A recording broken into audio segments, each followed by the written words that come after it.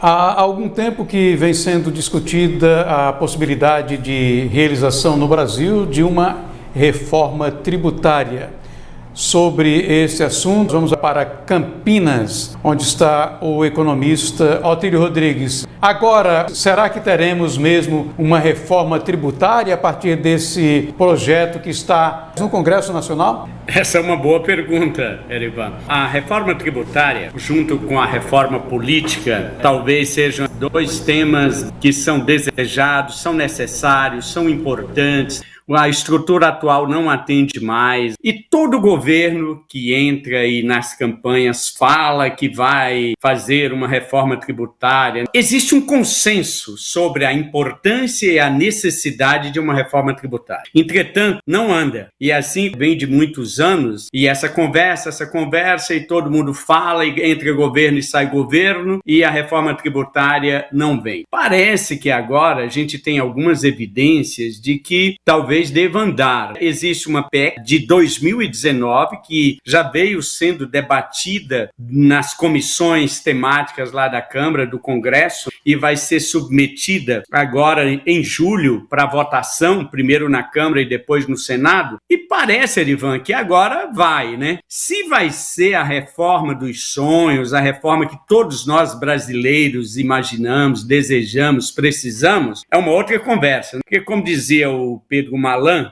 há algum tempo, lá na década de 90, o nosso Brasil tem uma enorme capacidade de desperdiçar oportunidades. A gente tem uma competência em distorcer, em desviar do essencial, do fundamental, de pegar uma boa ideia e deteriorar. Fica aí essa dúvida, né? Se teremos uma reforma tributária, que a gente pode conversar aqui um pouco sobre o que seria uma reforma tributária ideal, não ideal, mas exequível. O que deveria atender? Quais são os princípios que deveria ter uma reforma tributária? Porque, mais uma vez, a gente sempre trazendo aqui esses temas no sentido de trazer a ótica do cidadão comum, que não é especialista, né? Que não é estudioso do tema. A gente vê assim, a reforma tributária, você ouve o tema, é discutido na imprensa, parece algo muito distante, né? Entretanto, é uma coisa que ela interfere no nosso dia a dia e até na qualidade da nossa vida. O que deveria atender uma reforma tributária? Alguns princípios. Então, tudo que a gente vai fazer,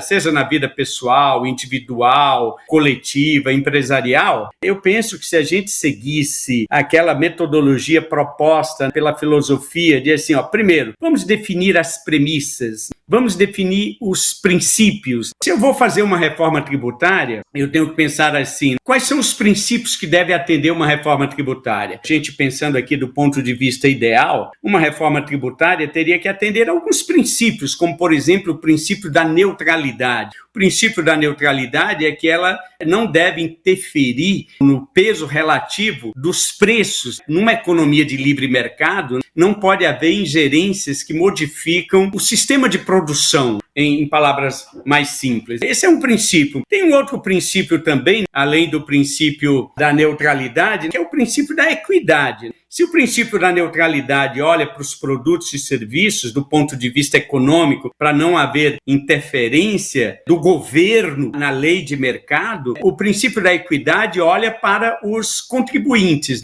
Uma reforma tributária deveria distribuir o ônus, a palavra tributo significa um ônus que você paga, que você tributa, deveria distribuir esse ônus equitativamente entre os agentes. Esse é um outro princípio. Um outro princípio de uma boa reforma tributária em um país democrático, né, como nós vivemos, deveria ser assim, o princípio do benefício, ou seja, que a contribuição, o tributo, ele seja proporcional ao benefício que o governo devolve ao cidadão. Então, esse deveria ser também um princípio a ser obedecido por uma reforma tributária. Um outro princípio é o da capacidade de pagamento, ou seja, né, uma reforma tributária justa, né, ela tem que olhar os agentes e que eles têm condições diferenciadas, né? Esse princípio deveria olhar a capacidade de pagamento, ou seja, aqueles que possuem mais, pagam mais, os que possuem menos, pagam menos. Existem impostos que são progressivos impostos que são regressivos. O que é isso, saindo da linguagem técnica? Os impostos progressivos são aqueles que atendem justamente esse princípio, ou seja, ele tem um peso maior em função da renda. As pessoas que ganham mais, elas pagam mais. As pessoas que ganham menos devem pagar menos. Que uma reforma tributária como essa que vai ser votada, ela vai ter uma validade por muitos anos, por muito tempo. A sociedade brasileira deveria se engajar, deveria se interessar para saber o que está acontecendo, o que está sendo debatido, o que está sendo decidido, porque isso vai definir os rumos da economia nos próximos anos, talvez décadas. Então, por isso que é importante a gente se interessar por esse tema, para compreender esses princípios, estar questionando os parlamentares, em quem você votou, seja através de e-mail, seja através das redes sociais, e estar compreendendo, dando contribuições e questionamentos. Eu penso que seria isso, mais ou menos, o que a gente deveria estar meditando, refletindo, analisando, estudando nesse momento sobre uma reforma tributária que vai definir aí os rumos desses próximos anos. Autílio, quais são os principais objetivos da reforma tributária? Você mencionou que um deles seria que os impostos cobrados retornassem para a sociedade. A reforma tributária não deveria atender necessidades básicas também da população, como saúde, segurança pública e educação? O governo arrecada para depois distribuir. Isso envolve duas etapas, explicando mais didaticamente. Uma coisa é a arrecadação e outra coisa é a aplicação, a distribuição dos impostos que você está mencionando. Eu penso que a sociedade brasileira tem desafios enormes, então esta reforma tributária agora que está sendo discutida, ela tem como objetivo simplificar o processo de arrecadação. Porque é importante, o governo ele tem que ser eficiente e tem que ser justo. Então, a função de um governo, ele arrecada para depois ele distribuir. Essa distribuição tem que atender a esses princípios, da justiça, da equidade, levando em conta que numa sociedade a estrutura dela é heterogênea.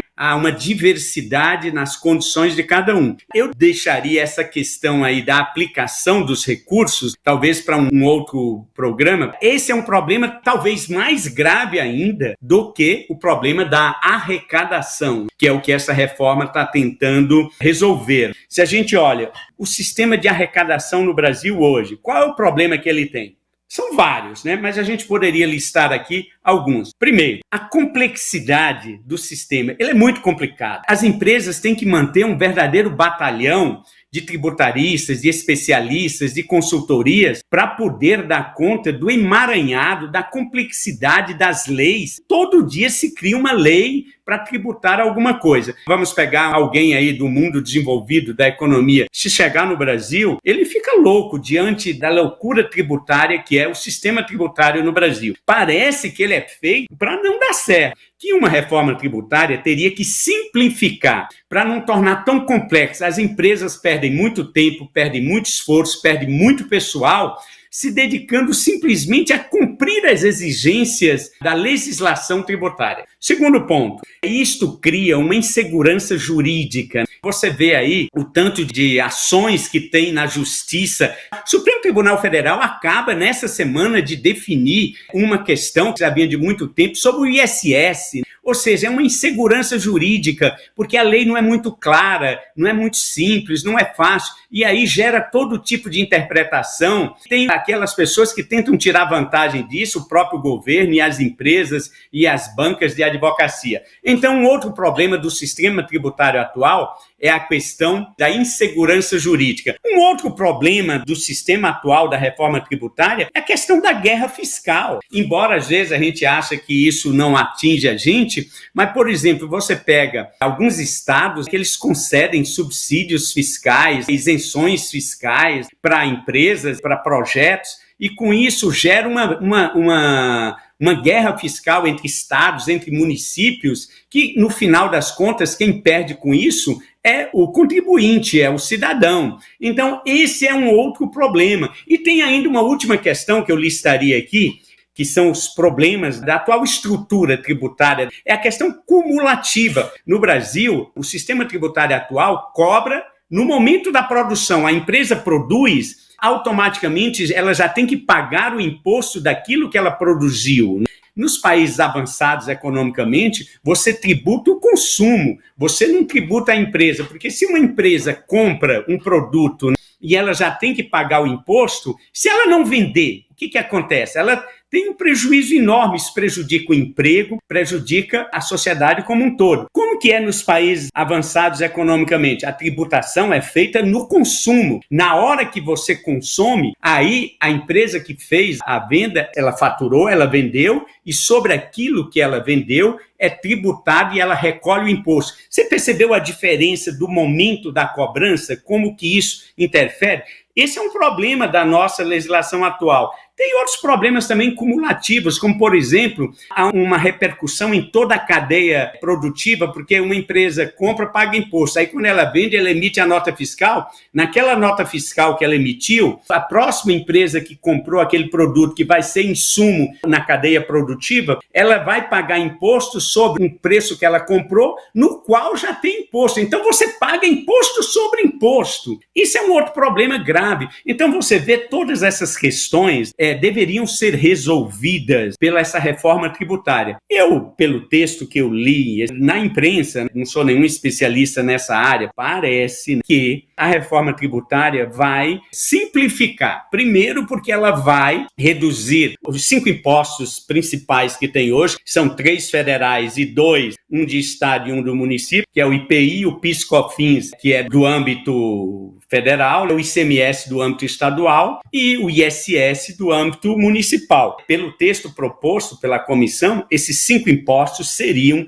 substituídos por um único imposto chamado IVA, que os países desenvolvidos, a maior parte utiliza o IVA. O que é o IVA? O IVA é um imposto sobre valor agregado, ou seja, você paga na comercialização, não paga, a tributação não é na produção, a tributação é na circulação. Pelo que a gente está vendo até agora, se não for, se o Congresso não atrapalhar, tem gente muito boa lá, especialistas como o Bernardo App, que é um grande especialista e está lá nessa comissão elaborando, me parece que vai simplificar esta reforma tributária que está sendo proposta. A gente tem sempre manter a esperança de que algo bom venha a melhorar, né? Essa questão, Eric.